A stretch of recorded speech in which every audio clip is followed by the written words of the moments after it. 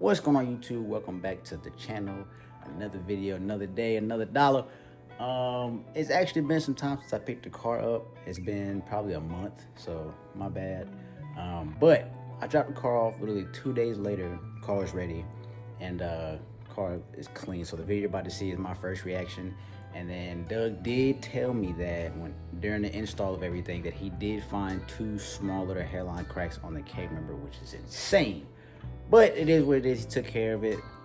Literally looks like nothing ever happened. So Doug got us right. So again, just be careful, man. Just be careful when you're out there, man. Be smart, be safe. But other than that, like I said, the video we're about to get into is my first reaction. And then, of course, later today when I went on the cruise, we're just yapping, talking, making a nice video, taking some pictures, stuff like that. So let's get into the video, man. All right. Just made it to the shop. And I haven't seen the car yet, so when y'all see it, oh,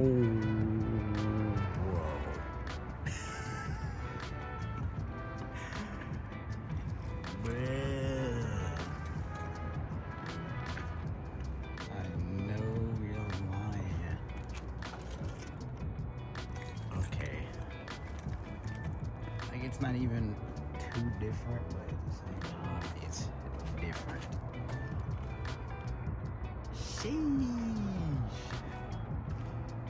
Bruh.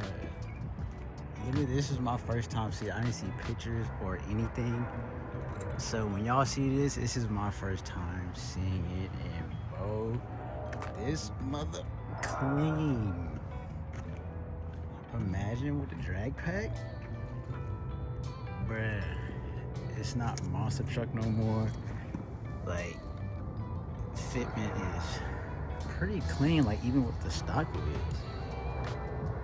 Okay, camber is not crazy. Doug did say it was there, but it's like typical lowered S650/S550 stance. So we are gonna get some camber bolts as well as the I think they're the caster arms or the camber arms, whatever it is. Yeah, so we're gonna dial it in, but yeah. Leave what it mother clean.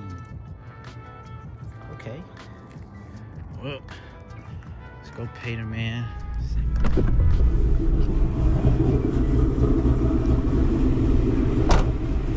What is happening, YouTube? Back again with another video on the channel with the new lowered S650. Now, this is a few days, probably a week since I got the car the last time. I wanted to actually get the roof and the mirrors wrapped before I made another video. That obviously didn't happen. It's alright, but as you can hear, it's chopping a little bit. You hear it. But yeah, we got the PVP Ghost Cam tune on. Car is back on E85, and I'm really loving this car again, man. Like, I never fell out of love with it,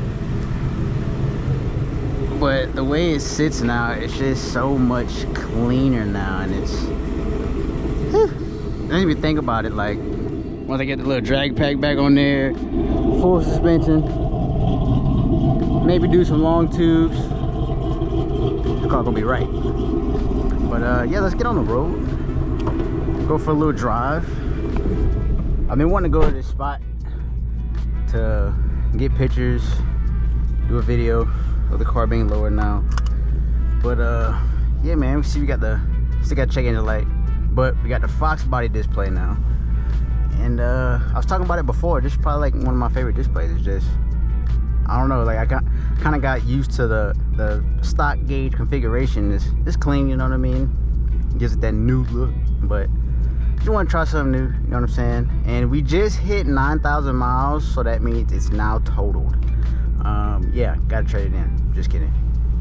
But we're up to temp already, so we can actually go ahead, get on the road. I closed the little garage, you know, I'll be forgetting.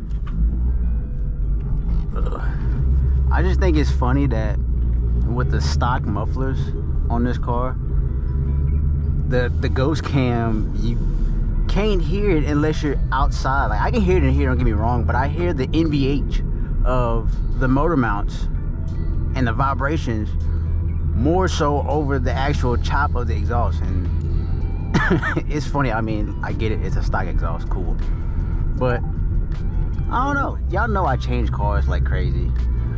It's a disease. I don't know, you know, where it comes. Well, I do know my dad. He was the exact same way. He would have, my dad had over like 50 cars alone. You know what I mean? Over the years, over, you know, 40 something years, but 50 cars is still crazy. But he had this thing to where he'll get a car that's real nice, put some money into it, and as soon as it gets right where he wants it, if not almost there, it's gone. And me, being young and in the cars, I'm like, Dad, why would you do that? What is going on? I got tired of it. I don't want it. I want something else. I didn't get it before, but now I got you, Daddy. I see. I understand, because I don't really know how to explain it. I think it's just like an itch that you have of a new car, of getting something else. You do what you want, you scratch that itch, and then now, like, you're like, okay, yeah, I'm over it. Like, don't get me wrong, I love this car, I really do. Like, this car is amazing, but I still want a Gen 1. I want another Gen 1. And I had the red one, yes, but you know, it wasn't the color that my OG Gen 1 was, which is black, obviously. Yeah, it had some tasteful stuff done to it, but there was also a lot of stuff I found out about it that I didn't like, which is why I got rid of it. But if I got another Gen 1, I always had told myself it has to be the exact spec that I want, and that is a California Special. Because not only is it pretty much fully loaded, well, it really is, especially if you find one with a glass roof, but you know, you get the leather seats with the, you know, Alcantara inserts, you get the digital display in the middle, you know, you get all the little ambient lighting and everything, you get the shaker audio system, the touchscreen radio, all of that. And I said if I ever found a low mileage black California Special in a manual, that's gonna be the car to get. And you know, I've been back and forth talking with different people saying that, you know, the next car I want to get after this, you know, it has to have something of value. So at the time I was looking at, you know, GT350s, 13 to 14 GT500s, even a C706, you know, stuff that you can buy that's gonna hold its value. So, you know, not only are you, yeah, putting money into a car, you know, all this money, but yet, you know, at the, you know, back of your mind that it still is gonna hold its value as the car already sits. Is it a valid, you know, reasoning of getting a car like that? Yes, 100%, and that's why I want to. But you know, cars like that obviously are a little bit more expensive. You know what I mean? You're talking, you know, anywhere from mid to high 40s to, you know, 60, 70 grand. And I'm just not in a position to be getting a car like that. You know what I mean? Like, as much as I want to, and I'm trying to every day, you know, working, you know, trying to move up and everything like that in the industry, I will get there. You know what I'm saying? But it's not something I can make happen right now, which is fine. There's nothing wrong with that. As long as you're, you know, grinding, you know, doing what you can, trying your best day by day, try to be the best you can be as you were the day before. You never know what's gonna happen, man. So with all that being said, all I'm saying is, for the time being right now, yes, this car is amazing. Am I still gonna keep this car and do stuff to it? Yes. But the Dream Spec Gen 1 has come about, and it's in Dallas. And it's a 2014 black California Special with 35,000 original miles on it. And the only option that it's missing is the glass roof. Am I worried about it? Not really. Is it clean? Yes. But I think they want like 24, 25 for it, which is a little on the high side. But the biggest thing is the car is unmolested. Like it's stock. It doesn't, I think it has just axle backs as far as I can see, but literally the car is clean. And I don't know, that itch has come, and it's like, okay, what do I do? You know what I mean? Because obviously, yeah, this is a 2024. You know, I got it with 3,000 miles, so the price, of course, was a little bit up there. I got it cheaper than what I feel like, you know, it was worth at the time. And then plus, the equity I had on my truck, you know, it made it worth it.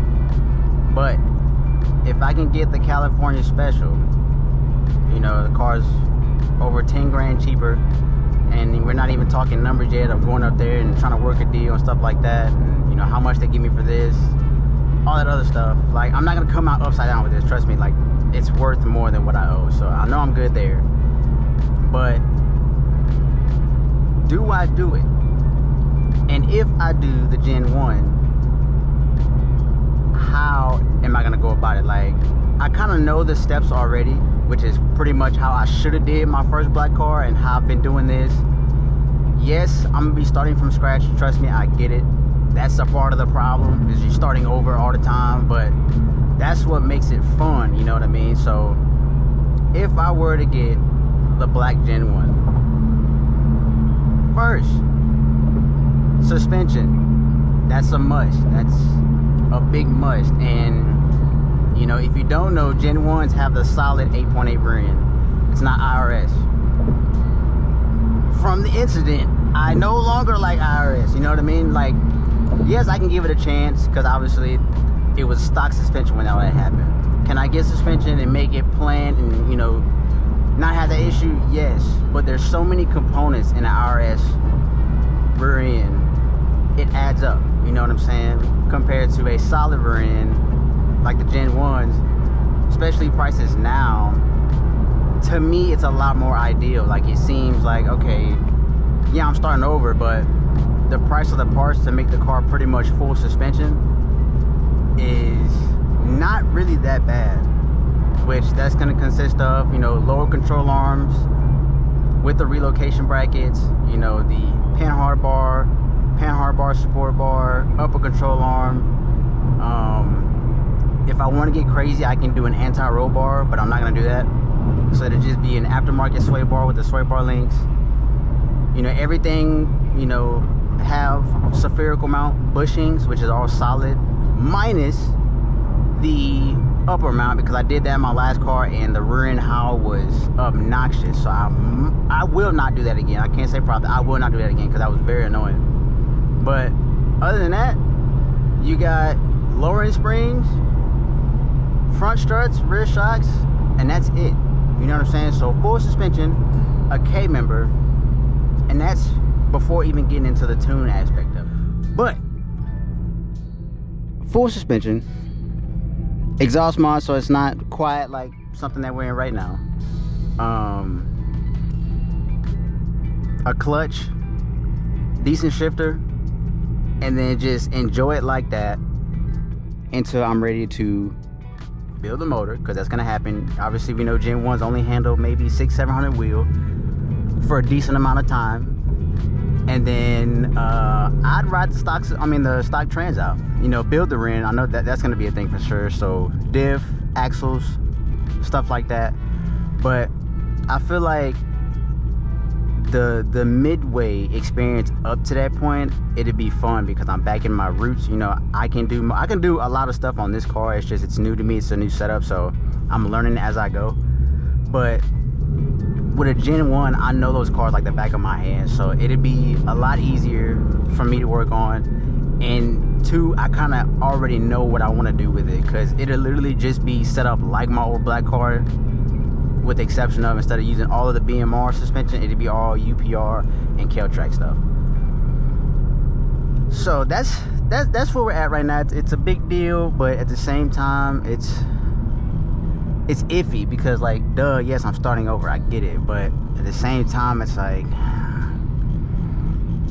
do I want to do that? Do I think it's gonna be worth it? You know what I'm saying? And part of me says yes, part of me says no though.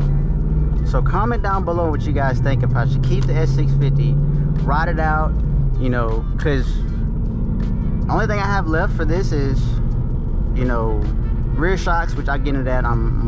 Your boy's a little dumb, but rear shocks, camber arms, vertical links, basically some more suspension components, and then performance wise, it's long tubes and an ESS. That's it, and a clutch, but we're gonna ride that out for now. A lot of other people have been doing it already with Whipples and stuff like that, but still, I'll ride that out. But comment down below what you guys think, if I should keep the S650 since I'm already, you know, I guess somewhat halfway there of doing stuff, you know, as far as modifications, or get back in a Gen 1 and basically recreate the OG You Ain't Ready. And saying that makes me excited, because it's like that'd be dope. Like, yeah, I had the red one, cool, but it wasn't black, you know what I'm saying? There were flaws. There were too many flaws to keep it and make it the OG You Ain't Ready, you know what I'm saying? But to have another black Gen 1, that's my favorite color, so sorry, but it is. But to know that, okay, now I get a second chance with this car, but I get to do it better, you know, it's a higher spec, it's a spec that I want, and it's just with today's technology. Like, yeah, it wasn't that long ago when I was doing all that with my Gen 1, but still, like, I have a lot more knowledge about Gen 1s and how to get it to run like I want to. So I feel like everything will come a lot easier to me when it comes to, okay, well, what do I do with it? Because I already have a fantastic base of where I want to start at, and I feel like the car is going to run very well for what I want to do to it until we get time to, you know, do the big stuff, build the motor and stuff like that. And still, even then, when it comes to that stuff, I have a lot more knowledge of, like, basically not to break the bank and, you know, ruin my wallet doing it, you know what I'm saying? So, because the ideal goal, if I get another Gen 1, is to get that car to make 800 to 850 wheel and weigh about 3,100 pounds with me in it. So I'm 140 pounds soaking wet. So that can give you an idea of how much the car is going to weigh, like, you know, 3,000 pounds plus or minus, you know, 20 or so. So it's going to be light. It's not going to look it. It's not going to be 10 can or nothing like that. I just know everything to do now to get it to that point without being like, oh, he's got a 10 can soda can driving around here with a coyote and 4 wheels on it. So I wanted this to build it. No, it's not. It's further down. But I don't know, man. Like, I don't know. I'm on the fence, because starting over does suck. Trust me, I get it. It does sometimes, but it's a part of the experience and your end goal, you know what I mean? And I'm not really materialistic, as you can't tell with how many cars I've had on the channel and stuff like that. I get attached, but not like that, really. Like, the car that I was truly attached to, like, heavy, was my black car. Like, that was my first Coyote. That was the first car I paid off. That's what all of you guys know me by, is my Gen 1. That's what Driver Mod came from. That's everything. So to be able to recreate that and live through all that again seems honestly dope. And the biggest thing is so small, but still, there will be no more clutch protection. Y'all, Driver Mod will come back full-fledged, because I feel like I drive this car good enough, you know what I'm saying? People, I've gotten compliments already of saying, like, man, you know, you driving, man, good, you know, good shit. But it's still not that shifting that I'm used to, you know what I'm saying? Like, that delay's still there, and it honestly low-key eats me up, because it's like, man, like, this car has so much potential, and something small like that is cutting down on time, you know, when you're racing and stuff like that. So I don't know, man. We're at the spot, so I'm actually gonna park the car somewhere, wherever I feel like it. Oh, this is a good spot, and we're gonna actually do some little cool little clips. Oh, the little cam tune trying to make it jerk a little bit. Okay. All right, we're just gonna put it right. We're just gonna set it right here and go for it.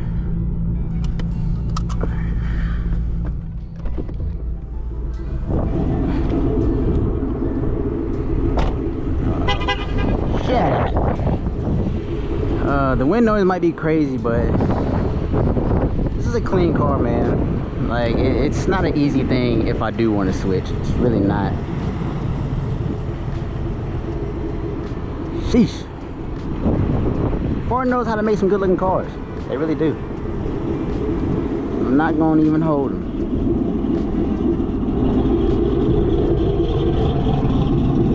Lil Pipes, Ghost Camp. Smell E85 a little bit. This car's clean, man. Alright, let's get to some cool stuff.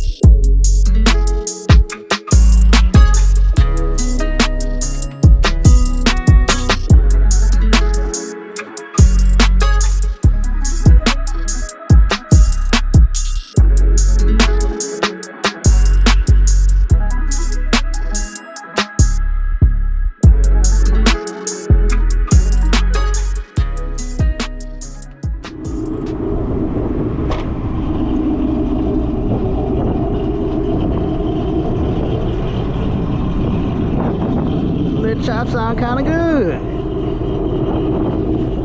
That's the car, man, with the suspension on it. So at first I thought I had got rear shocks for it. So I thought I had got the non-adjustable Steeder Pro Action rear shocks, but I didn't. I went back after I picked the car up and looked at my order, and I was like, whoa, something's missing.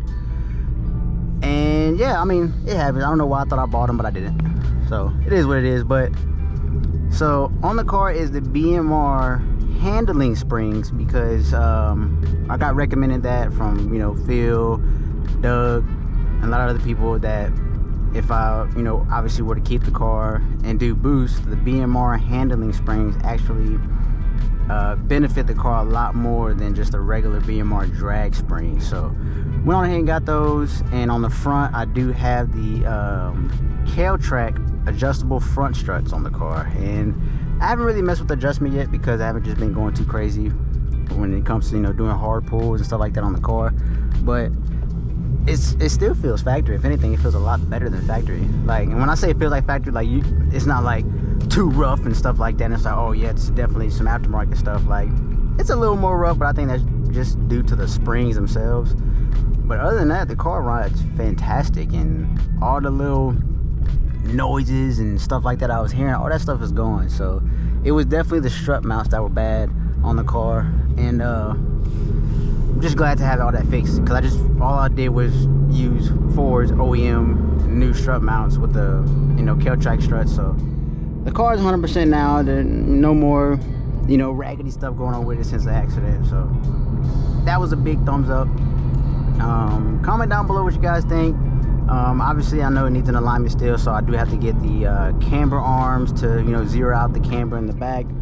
And then I could have gotten the casted camber plates, but I really didn't feel like doing all that, so I'm just gonna get the camber bolts to give it, I think it's like a degree or two that it helps with. So I mean, anything is better than nothing, so I think I'm just gonna go that route instead.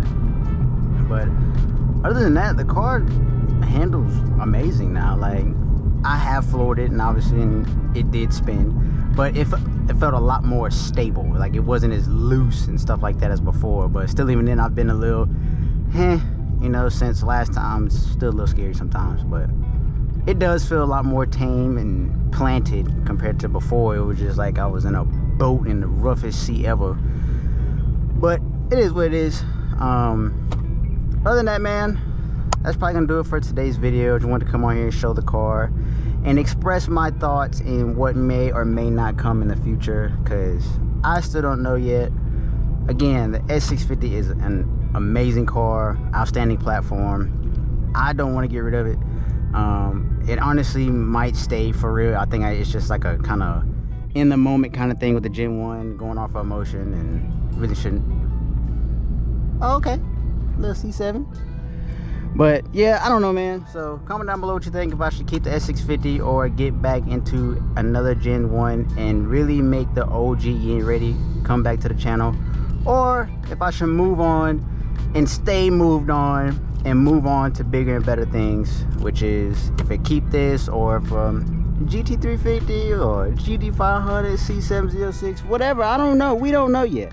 But you know, the future is full of everything. It's full of all kind of things. So let me know what you guys think I should do. But other than that, that's gonna do it for today's video. Appreciate you guys tuning in. Don't forget to like, comment, subscribe. If you like what you're seeing, you like what I'm posting, hit the notification button, and we will see you guys on the next one.